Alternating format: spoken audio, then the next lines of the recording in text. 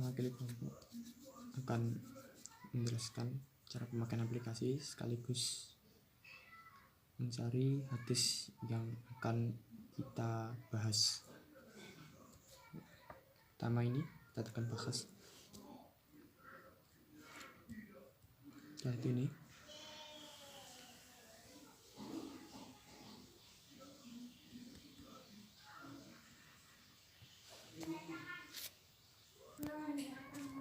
langsung saja kita masukkan kata kuncinya.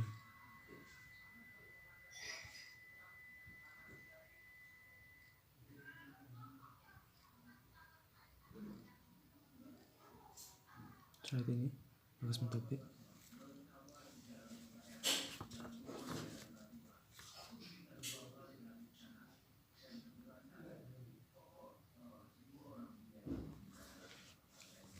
Nah, kita hilangkan dulu nih.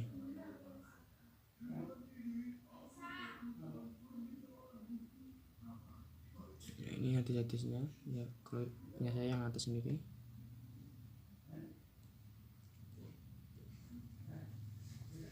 Ya, setelah itu mari kita bahas mengenai sanad hadisnya.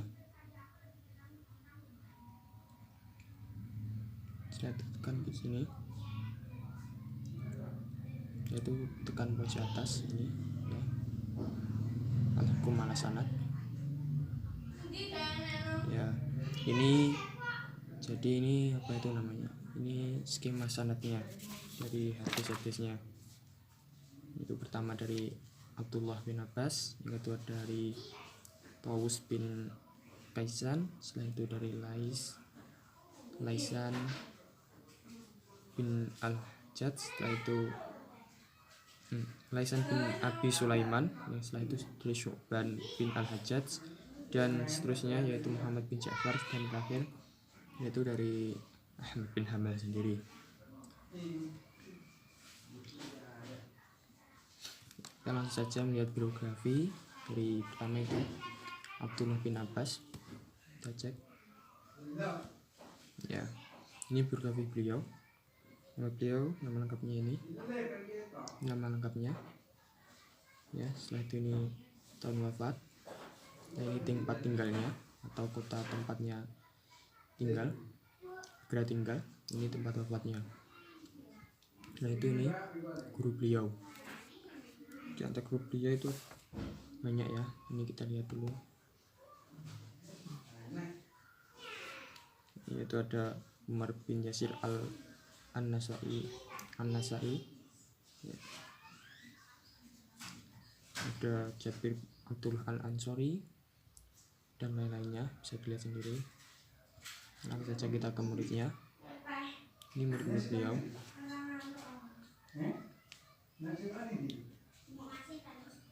Murid beliau pertama yaitu ada Jabir bin Yazid Al-Asdi ya. Setelah itu ada Gomam, dan selanjutnya bisa dilihat. Setelah itu kita langsung saja ke ilmu jarh wa ta'dilnya. Ini pendapat-pendapat dari kritikus ya mengenai sanad ini, mengenai Abdullah bin Abbas, bisa dilihat.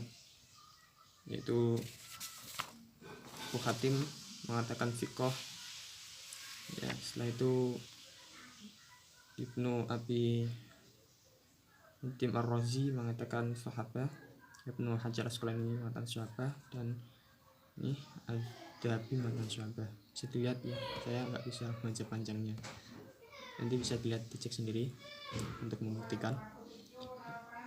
Setelah itu langsung saja kita ke yang kedua, yaitu Tawus bin Kaisan. Kita cek ya, ini biografi beliau, ini nama lengkapnya. Setelah itu ini tempat wafatnya, ini yaitu adalah di tempat atau negara hidupnya, ini negara wafatnya, tempat wafatnya. Langsung saja kita ke guru beliau. Ini diantara nama guru-guru beliau, yaitu ada Abdullah bin Abbas Al-Qursi, ini Abu Hurairah Tausi, dan banyak lagi ya. Nanti bisa dicek sendiri nama guru-guru beliau yang memiliki aplikasinya. Teman-teman kan sudah punya ya.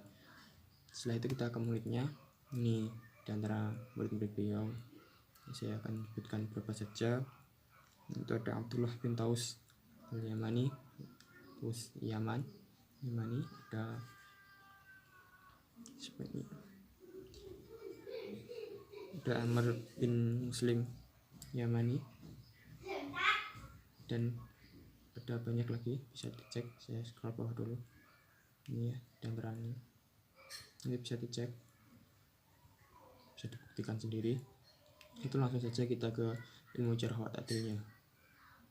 Ini ilmu jarh wa ta'dil, berapa yang kritikus mengenai komentar dari Taus bin Kaisan. Saya scroll bawah dulu.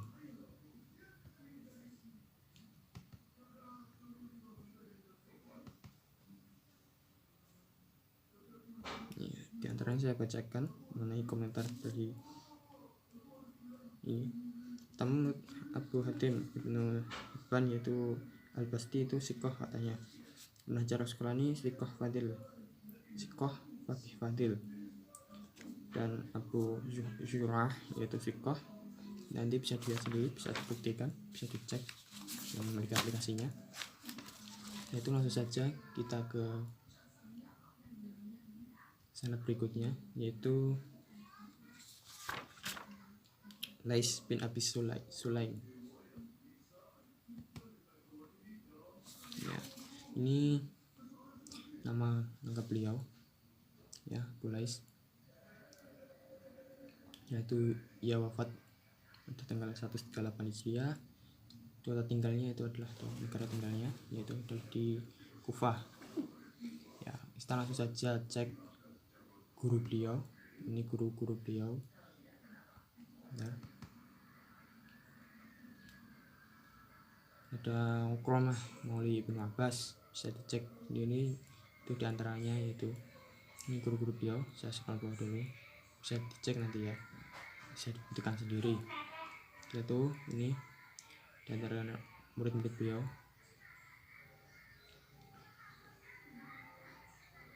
Ada Sufyan As-Sawri, ada Abdullah bin Idris Al-Audi, banyak. Nanti bisa dicek juga mengenai murid beliau. Saya akan tunjukkan bawah saja nama-namanya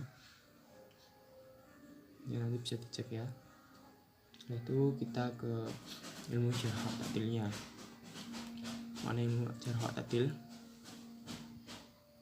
Ini berikut komentar mengenai Lais. Kita scroll dulu ke bawah, nanti bisa dilihat, bisa dicek sendiri mengenai hadis ini. Itu kata kuncinya tadi ulumu wala, terus yang atas sendiri lewat Imam Ahmad ya.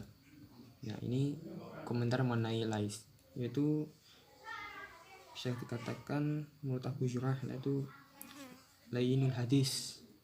Banyak di sini ada komentarnya, coba dicek sendiri. Menurut Abu Hatim ya, Abu Hatim Ar-Razi itu adalah dhaiful hadis. Menurut Ahmad bin Hanbal yaitu mawdhu'ul hadis. Menurut Al-Bukhari yaitu saduq yuham, dan Ibnu Thahir yaitu dhaif jiddan. Itu sebagian saja yang saya sebutkan ya.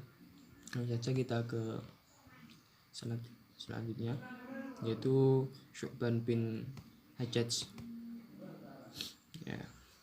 Ini biografi beliau, nama lengkapnya ini bisa dicek sendiri ntar. Ini tahun wafatnya 168, ini tempat tinggalnya atau kota tinggalnya, tempat wafatnya. Jadi langsung saja kita ke guru-guru beliau. Di antara guru beliau ini ada bisa Abdullah Hafiz Al-Qursi, bisa dicek sendiri, bisa dibaca nanti sendiri. Saya scroll bawah saja untuk mempercepat ya. Ini guru-guru beliau. Lalu kita ke muridnya. Ini murid-murid beliau. Ada Hafiz bin Umar Al-Asdi, bisa dicek. Ada Muhammad Ja'far Al-Hadzali, ini sebagian saya scroll bawah, nanti bisa dicek sendiri, bisa dibaca, silahkan ya. Ini selanjutnya adalah ilmu syarah wa ta'dilnya. Saya geser dulu untuk mengetahui, nanti bisa dibaca, bisa dicek mengenai ilmu syarah wa ta'dilnya ya. Saya scroll bawah dulu. Saya akan membacakan yang sudah saya catat ya di notes saya.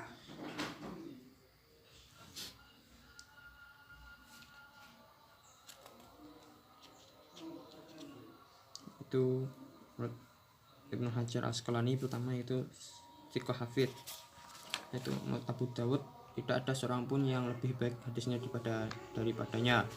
Itu menurut Ahmad bin Abdullah Al-Ajali yaitu thiqah sahabat, dan seterusnya. Ini bisa dicek sendiri. Langsung saja kita ke sanad berikutnya, yaitu Muhammad bin Ja'far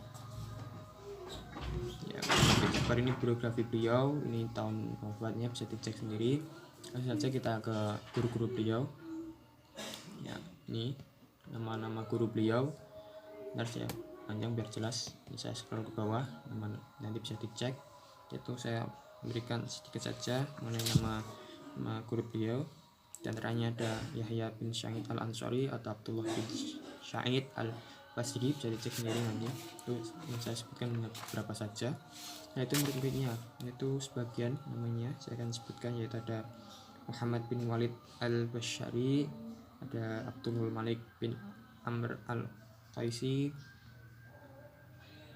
bisa dicek sendiri. Saya scroll bawah biar mempercepat durasi karena nanti kebesaran ini.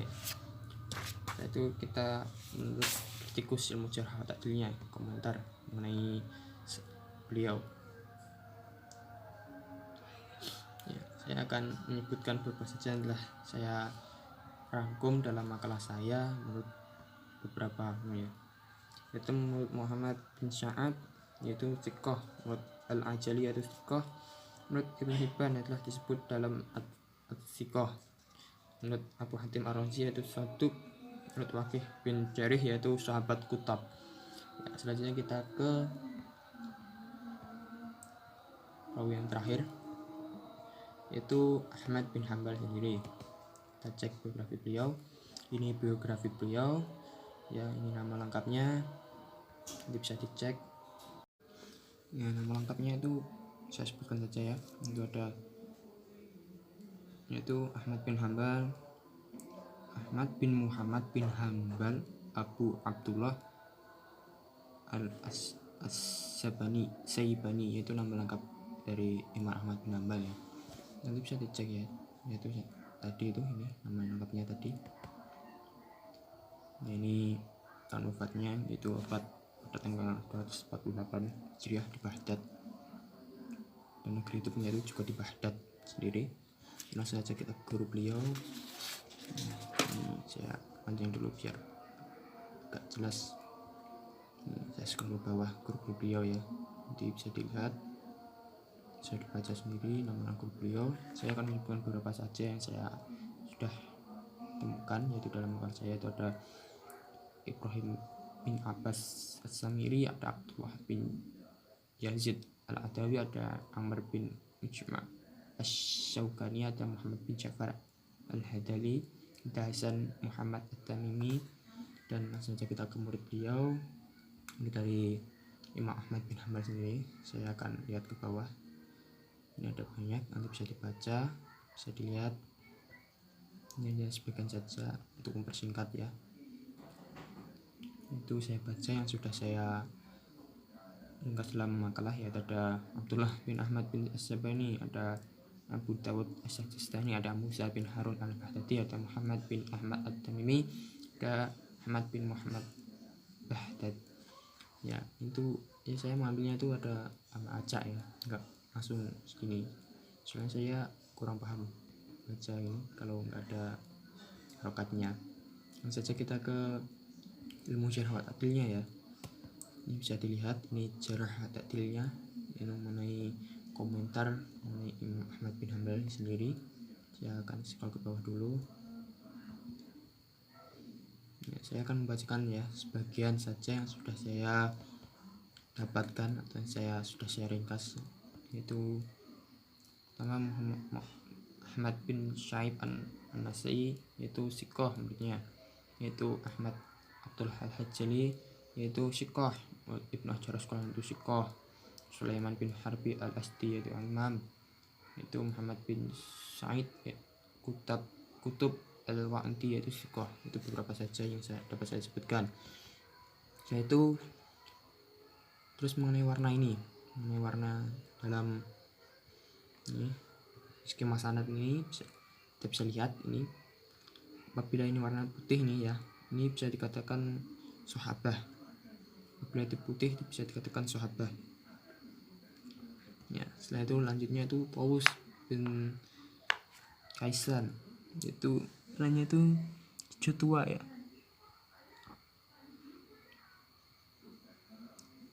Yang ini ya kemungkinannya, yaitu bisa dikatakan sikoh.